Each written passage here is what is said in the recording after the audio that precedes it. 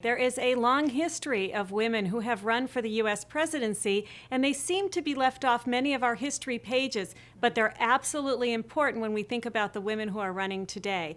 In 1964, Republican Senator Margaret Chase Smith made a bid for the presidency, but she actually said that she was running for president not so much to be elected, but to pave the way for women who may come after her, and she absolutely has done that.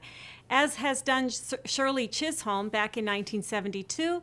She was a congresswoman from New York who made a bid for the presidency.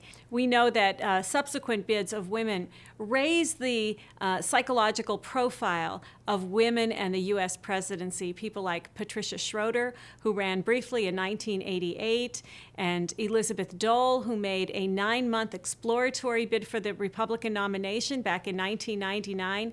These women may be left off history pages, which is very unfortunate and is one of the reasons why I like to research and write about them very much, but they absolutely inform us about the women who are running for president today.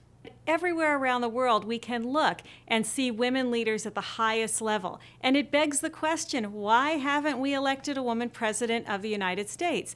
I think there are a number of key reasons.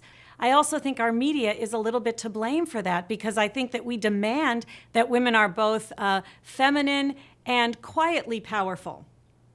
We have not yet accepted the fact that they can be both of those things. Early press reports of women running for the U.S. president would describe the fur coat, for example, that Shirley Chisholm was wearing, or the clothing and the shoes that Margaret Chase Smith had on. I think that in this 2016 election, my early observations of the media of the women who are running for president has been that they are doing a much better job at being gender neutral than they have been in the past.